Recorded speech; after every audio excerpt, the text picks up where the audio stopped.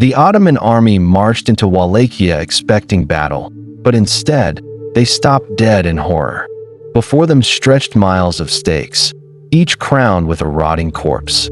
Over 20,000 prisoners impaled, their lifeless eyes staring into nothingness, forming what came to be known as the Forest of the Impaled. At its center stood Vlad the Impaler, watching as even the mighty Sultan recoiled. This was not myth. This was real. But what if I told you the real man who inspired the legend was far more terrifying than any vampire? What if his reality, a chronicle of calculated cruelty and unimaginable bloodshed, dwarfs the fiction it inspired? This is the story of a 15th century prince, a warlord whose name was once spoken only in whispers, a man known not as Dracula, but as Vlad the Impaler. For centuries, his story has been shrouded in myth. Tales of him dining amongst the dead and drinking the blood of his enemies have blurred the lines between man and monster. But tonight, we're peeling back the layers of legend. We're going to uncover the shocking truth behind the myth, separating the real-life monster from the fictional vampire he inspired. This is the story of Vlad the Impaler, a prince who ruled with an iron fist, and whose whispered rituals may have been darker and stranger than we ever imagined. To understand the man who would become the terror of Wallachia, we have to travel back to 1431 to the fortified town of Sighisora in Transylvania. This is where Vlad III was born into a world of chaos, a world balanced on a knife's edge between the Christian kingdoms of Europe and the unstoppable might of the Ottoman Empire. His father was Vlad II, a nobleman inducted into a secret society of Christian knights, the Order of the Dragon. This order was sworn to a single, sacred purpose: to defend Christianity and crush the Ottoman threat. For his membership, Vlad II was given a new name, Dracul, the Romanian word for dragon. And so, his son, Vlad III, would forever be known by the name that would one day become infamous, Dracula, meaning son of the dragon. But this noble lineage offered little protection. The 15th century Balkans were a chessboard of shifting alliances and brutal betrayals. To secure his own power and appease the formidable Ottoman Sultan Murad II, Vlad Dracul made a terrible choice. He handed over his two young sons, Vlad and his younger brother Radu, as political hostages. At the tender age of 11, Vlad was sent to the Ottoman court, a gilded cage where he would spend the most formative years of his youth. This wasn't just imprisonment. It was an education in power, fear, and the ruthless politics of an enemy. He was tutored in science, philosophy, and the art of war. He witnessed firsthand the absolute power of the Sultan, a power built on discipline, strategy, and unyielding, merciless strength. He saw how fear could be a tool, how cruelty could be a strategy, and how loyalty was just a currency traded for survival. While his brother Radu adapted, charming his captors and eventually converting to Islam, Vlad seethed. His captivity was a daily humiliation, a constant reminder of his father's weakness and his own powerlessness. This cauldron of resentment was brought to a boil by shattering news from home. His father, Vlad Dracul, had been overthrown by rival nobles, the boyars, and brutally assassinated. His older brother, Mircea, suffered a fate that some sources describe as even more horrific, blinded with red-hot stakes and buried alive, though the exact details are debated by historians. Imagine the mind of the young prince, a hostage in a foreign land, learning that his family had been systematically destroyed by his own people. The world had shown him its true face. It was a place of betrayal, where power was the only thing that mattered and mercy was a fatal flaw. The lessons of his Ottoman captors now mingled with a burning, personal desire for vengeance. The boy who entered the Sultan's court as a hostage was gone. In his place, a different man was being forged, one who understood that to survive, he couldn't just be a dragon's son. He had to become the dragon itself. But when this broken prince finally returned home, he didn't find a kingdom waiting for him. He found betrayal, enemies on every side, and a throne already claimed by another. The question now wasn't whether Vlad would rise to power, but how much blood he would spill to get there. Freed from captivity but forever scarred by it, Vlad returned to a Wallachia that had devoured his family. The throne he believed was his birthright was occupied by a usurper, Vladislav II, the very man installed by the Hungarian governor who had orchestrated his father's downfall. Vlad was a prince with no kingdom, no army, and a name that carried more weight in enemies than in allies. His first attempt to seize power in 1448 was a fleeting success. With Ottoman support, he briefly captured the throne, only to be driven out just 2 months later. He was forced into exile, a wanderer moving through Moldavia and Hungary, biding his time, gathering strength, and letting his hatred sharpen to a razor's edge. For 8 long years, Vlad planned his return. He studied the complex web of Wallachian politics, the treacherous boyar families who had murdered his father and brother, and the constant threat of the Ottomans to the south and Hungary to the north. In a letter from this period, he revealed the philosophy that would define his reign, writing, "When a man or a prince is strong and powerful, he can make peace as he wants to. But when he is weak, a stronger one will come and do what he wants to him." Weakness was a death sentence. He would never be weak again. In 1456, his moment arrived. With Hungarian support this time, a testament to the dizzying politics of the era, Vlad invaded Wallachia. He confronted Vladislav II, and it's said that Vlad settled the score personally, meeting his rival on the battlefield and cutting him down. At last, Vlad III, son of Dracula, was the voivode, the ruler of Wallachia. But securing the throne was one thing, holding it was another.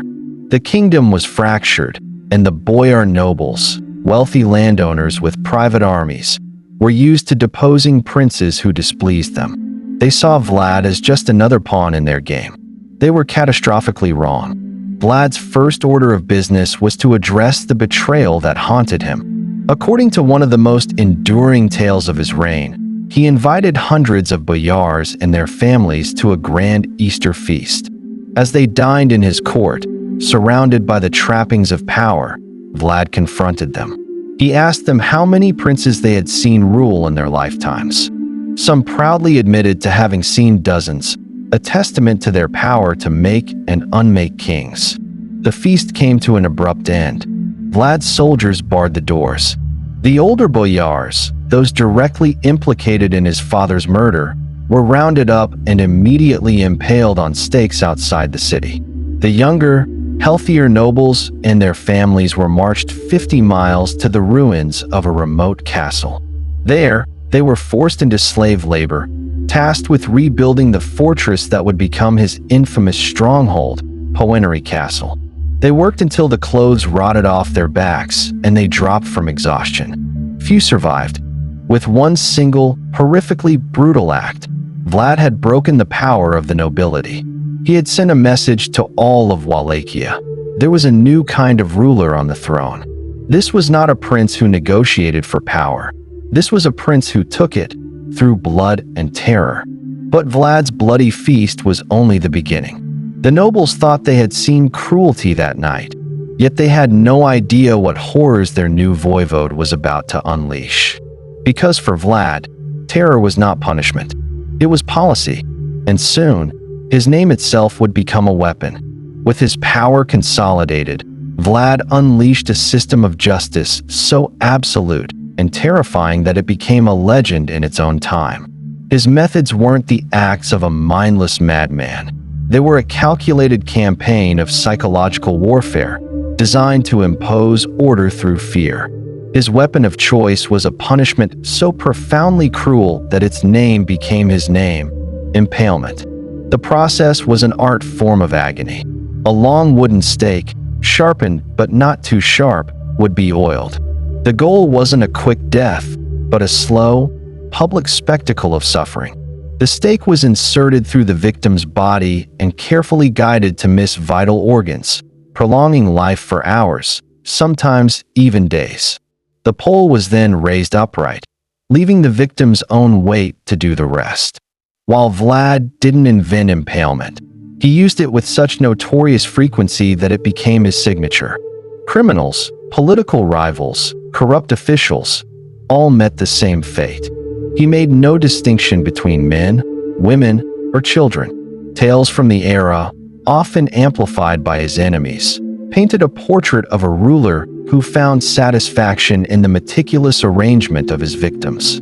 One of the most famous legends illustrating his fanaticism for order is the tale of the Golden Cup. To prove the absolute honesty he had enforced, Vlad supposedly placed a solid gold cup in the main square of his capital, Targovist. It was available for any thirsty traveler, but he decreed that it must never be stolen. Throughout his entire reign, in a land where poverty was rampant, the Golden Cup was never touched, a glittering symbol of a populace held in the grip of absolute terror. His cruelty wasn't just for his own people. When Ottoman envoys from Sultan Mehmed II came to his court, they refused to remove their turbans, citing religious custom. Vlad, pretending to respect their devotion, proclaimed he would help them strengthen their custom. He ordered their turbans nailed to their heads. The message to the Sultan was clear: Wallachia would not bow. But his most legendary act of terror, the one that struck fear into the heart of an empire, was the creation of what became known as the Forest of the Impaled. In 1462, Sultan Mehmed II, the conqueror of Constantinople, grew tired of Vlad's defiance and marched on Wallachia with a massive army. Vlad knew he couldn't win a conventional battle, so he waged a war of terror. He burned his own villages and poisoned wells to deny the Ottoman army food and water. He launched daring nighttime raids, sowing chaos and confusion. His masterpiece of horror awaited the Sultan at the capital. As Mehmed's army approached Targovist, they found a valley stretching for miles, filled with a forest of stakes. On them were the rotting bodies of what some sources claim were over 20,000 captured Turkish prisoners. The stench of death was overwhelming. The sight was so psychologically shattering that even the great Sultan, a man who had conquered empires, was said to have turned back in horror, conceding he could not win a kingdom from a man capable of such acts. So where did the blood-drinking rumors come from? German pamphlets printed at the time, basically 15th century propaganda, spread lurid stories of his cruelty. They claimed he would feast among his impaled victims. One account even claimed he would dip his bread in the blood of his victims. This was the seed of the vampire myth, a story born not from eyewitnesses, but from the ink of his enemies, designed to paint him as the ultimate monster. But even as the world reeled from the forest of the impaled, whispers grew darker still. Stories that Vlad wasn't just killing his enemies, but feeding on them. That at his twisted banquets, he dipped bread into bowls of human blood. Was it propaganda? Or could the real Dracula have been even more monstrous than we imagine? For centuries, the story has persisted.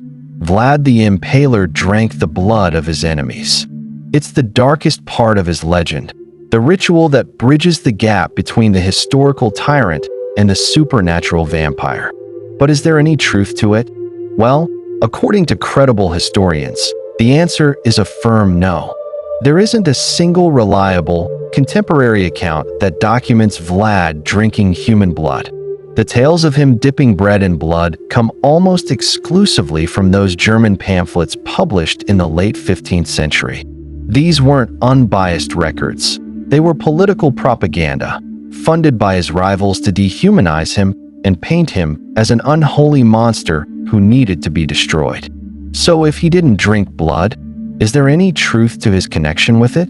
The answer might be stranger and more medical than any legend. A recent scientific analysis of 3 letters written by Vlad himself has yielded a stunning hypothesis. By extracting proteins from the 500-year-old paper, researchers uncovered clues about his health. The analysis suggests Vlad likely suffered from inflammatory skin and respiratory conditions. But the most astonishing finding was evidence that he may have suffered from a rare medical condition called hemolacria. This condition causes a person to cry tears that are partially, or sometimes entirely, composed of blood. Let that sink in. The formidable prince of Wallachia, a figure of such terror that armies fled from his work, may have literally wept tears of blood. We can't know for sure, but imagine meeting with this intense ruler, and in a moment of anger or frustration, bloody tears begin to stream down his face. In a superstitious age, that would have been seen as a terrifying omen, a sign of a demonic nature. It wasn't a ritual, it might have been a pathology. And yet, that wasn't the end of Vlad's dark tale. Because while blood may not have been his wine, power was his true thirst. And soon, the same forces that helped him rise would drag him into chains. His enemies weren't finished with him, and Vlad's final chapter would be just as brutal as the rest. Vlad the Impaler's reign of terror eventually came to an end. After his epic confrontation with Mem II, he was captured and imprisoned by the Hungarians. He would gain the throne of Wallachia one last, brief time in 1476, only to be killed in battle shortly after. His head was reportedly cut off and sent to the Sultan in Constantinople as a trophy. A final, gruesome end for a man who had lived by the sword. In his homeland of Romania, his legacy was complex. He was remembered not as a monster, but as a fierce, if brutal, defender of his nation. A folk hero who stood against the Ottoman Empire. But in Western Europe, thanks to the German printing presses, his name was synonymous with pure evil. And there, his legend lay dormant for 400 years. That all changed in 1897. An Irish author named Bram Stoker was researching his next Gothic novel. He never visited Romania. His knowledge came from books, and in a library, he came across one that mentioned a 15th century Wallachian prince who fought the Turks, a voivode whose name was Dracula. Stoker was struck by a footnote claiming the name meant devil in the Wallachian language. While Dracula actually means son of the dragon, the word drac can also mean devil, and this dark connection was the spark he needed. Bram Stoker didn't base his character directly on Vlad. He took the name, the homeland, and the vague backdrop of fighting the Turks. But the character of Count Dracula, the ancient, blood-sucking vampire, was Stoker's own creation, a blend of European vampire folklore and his own Gothic imagination. The novel Dracula was a sensation. It took the historical name of a brutal warlord and forever welded it to the myth of the vampire. Over time, the deeds of the fictional Count and the real Vlad began to merge into one terrifying figure. The historical Vlad was said to have impaled tens of thousands. The fictional Dracula drank the blood of his victims. In the popular mind, the two became one and the same. And so, the transformation was complete.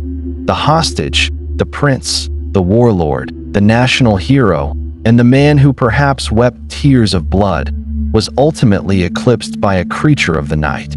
His true, complex, and horrifying history was paved over by a simpler, more seductive fiction. So, who was Vlad the Impaler? Was he the monster of the German pamphlets, a madman who dined amongst the dead? Or was he the hero of Romanian folklore, a patriot who did what was necessary to save his people? The truth is a complex and uncomfortable shade of gray. He was a man forged in trauma and war, a ruler who saw terror not as an indulgence, but as the most effective tool of power. He didn't drink blood, but his hands were soaked in it. The whispered rituals of the legend were a fiction, but the reality of his reign was a horror show all its own. His greatest legacy isn't the vampire he inspired, but the chilling question he leaves behind. How do we reconcile his brutal, inhuman tactics with his role as a national defender? And what does it say about us, that we're often more fascinated by the fictional vampire than the far more terrifying and far more human, monster who inspired him. If you thought the story of a prince who drank blood was horrifying, wait until you hear about the tyrant who starved his people into madness. A king who twisted famine into power, driving parents to feast on the flesh of their own children. Click the link above to uncover the nightmare reign of King Herod, history's darkest legend of cruelty and despair. Subscribe now and join us as we drag more of history's darkest monsters out of the shadows, because the truth is always more terrifying than the myth.